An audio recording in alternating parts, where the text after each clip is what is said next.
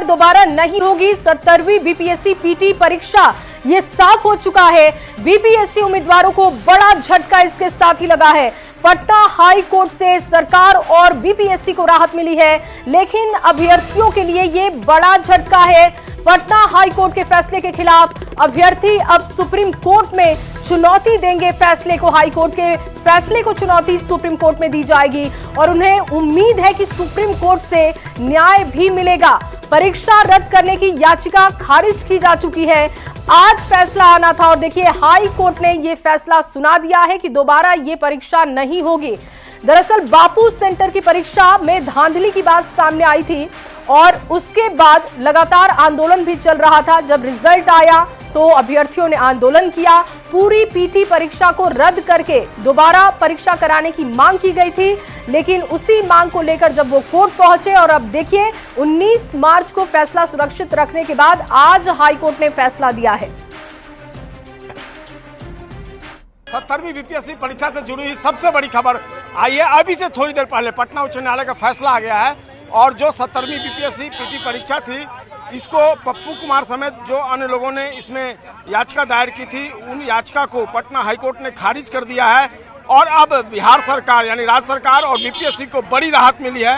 High court के इस मामले में पप्पू कुमार और अन्य की याचिकाओं पर acting chief justice Ashutosh Kumar की खंडपीठ ने इस मामले में जो सुनवाई की है, जनहित याचिका समेत सभी याचिकाओं पर सुनवाई पूरी करने के बाद फैसला सुरक्षित रखा गया था, जिस पर हाईकोर्ट ने आज ये फैसला दिया है। ये उन उम्मीदवारों के लिए एक बड़ा झटका है जिन्होंने 17वीं बीपीएससी सिविल सर्विस प्रारंभिक परीक्षा रद्द करने और पुनः प्रारंभिक परीक्षा कराए जाने की मांग रखी थी। तो निश्चित तौर पर एक बड़ा फैसला है और बहुत ज़्यादा जो समर्थक थे वो यहाँ पर जुट गए थे। हाँ जी, इससे बड़ा झटका कोई नहीं हो सकता है, क्योंकि निस्संदेह सारा एविडेंस होने के बावजूद भी अगर आज कैंसिल नहीं हुआ, हम लोग का री एग्जाम नहीं हुआ है, तो री एग्जाम नहीं हुआ है तो निस्संदेह हम लोग एक बात तो और थी कि आप लोग एविडेंस जो मांग रहा था बीपीएससी, उस एविडेंस को आप लोग सही रूप से नहीं कर, हम लोग आर्टिकल 14 का उल्लंघन, हम लोग एविडेंस जो दे रहे थे हम लोगों ने आर्टिकल 14 समानता का बात किया था, नॉर्मलाइजेशन की बात की थी और बाबू परीक्षा परिसर में गड़बड़ी की, वो सारी की सारी गड़बड़ी हम लोग में थी। कुछ तथाकथित शिक्षकों ने तरह तरह का एविडेंस देने की बात की जो लोग नहीं दिया, लेकिन जो एविडेंस हम लोग पास था वो एविडेंस पर्याप्त था। तो अब क्या ऑप्शन बस? सुप्रीम कोर्ट सर्वोच्च न्यायालय दूसरी नंद कुमार की हत्या नहीं होगी और बच्चे चुप रहने वाले नहीं है, वे सुप्रीम कोर्ट जाएंगे। हम लोग के साथ गलत हुआ है और हम लोग न्याय की गुहार में यहाँ पे आज 100 दिन से आज 101वां दिन है। लगातार अपना सबूत भी पेश किए, कुछ हुआ नहीं। अब हम लोग सुप्रीम कोर्ट के लिए रुख करेंगे और हार नहीं मानेंगे। एक चीज है, आप लोगों से कहा गया था बीपीएससी की तरफ से कि एक एविडेंस दीजिए, आप लोग एविडेंस के तौर पे क्या दे पाए? पुख्ता तौर पे हम लोग के पास जो प्रूफ था, क्वेश्चन लीक का, टाइमिंग का, जो जहाँ गलतियां हुई थी उसका, नॉर्मलाइजेशन का, स्केलिंग का, सारे प्रूफ तो हम लोग दे दिए।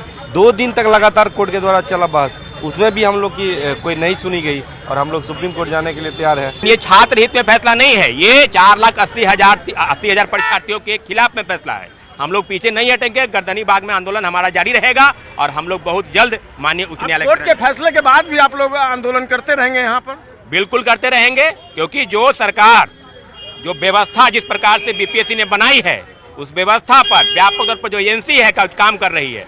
रवि परमार, मनु भाई अपने नीतियों के 2035 पद जिसमें जो एसडीएम और डीएसपी के बड़े पद हैं, उनको बेचने की तैयारी बीपीएससी के माध्यम से है। अगर हम लोग के यहाँ से न्याय नहीं मिला है तो हम लोग सुप्रीम कोर्ट जाएंगे, क्योंकि हम लोग के पास प्रूफ जो है 100% है। प्रूफ से कहाँ संतुष्ट कर पाए? ना बीपीएससी को कर पाए, ना हाईकोर्ट को कर पाए। बीपीएससी तो खुद संलिप्त है ना सर, तो बीपीएससी कैसे? आप ये बताइए कि दूध की रखवाली का भी बिली कर सकती है? तो एक ऑप्शन। और चलिए इस बीच आप